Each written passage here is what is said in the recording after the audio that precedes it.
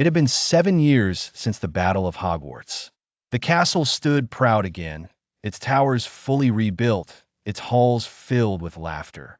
Harry Potter, now an Auror at the Ministry of Magic, thought he had seen it all, until the day a letter arrived written in clockwork. The letter ticked when he held it. The words shifted and moved, reshaping themselves like gears. It read, "Find me before midnight." The hands of time are not so forgiving. TC, no address, no sender, but it carried the seal of the long-forgotten Department of Magical Chronometry.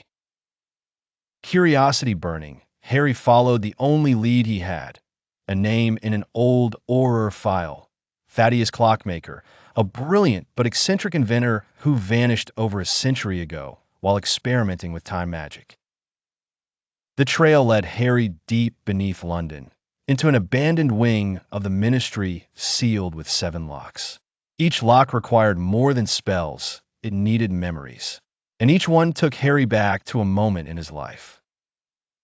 At the final lock, Harry paused. It asked for the moment he feared the most. He hesitated. It wasn't the battles. It wasn't even his own death. It was losing everyone again. He breathed deep, placed his hand on the lock, and let the memory flood it. The door opened. Inside was a vast chamber of ticking clocks, some floating, some walking on spindly legs. In the center stood a man, tall, bearded, wearing a coat lined with golden gears. Thaddeus Clockmaker hadn't aged a day in over 100 years. "Ah," the man smiled, "the boy who defied time to defeat death." "You left this," Harry said, holding up the letter. Thaddeus nodded. "Time has been broken, Harry. A crack is forming. If it breaks, all our yesterdays and tomorrows will unravel." He led Harry to a large device, the Chronovault.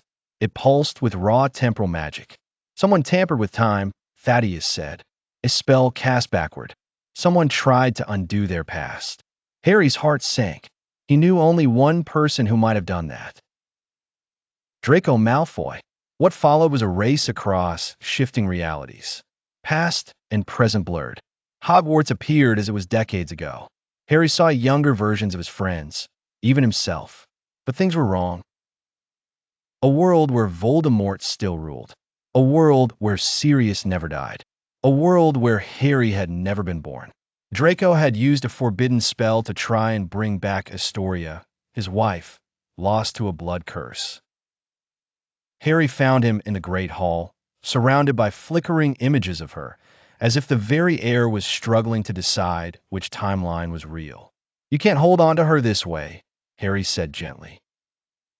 "I wasn't trying to change the past," Draco whispered. "I just wanted one more minute." Harry nodded. "Then let's give you that.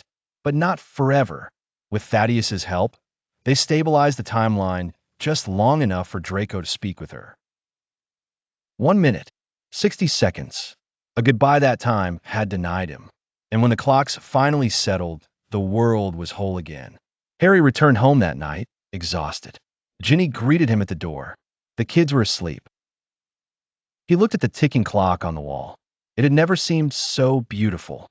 Time, he realized, wasn't an enemy to fight. It was a gift to be treasured.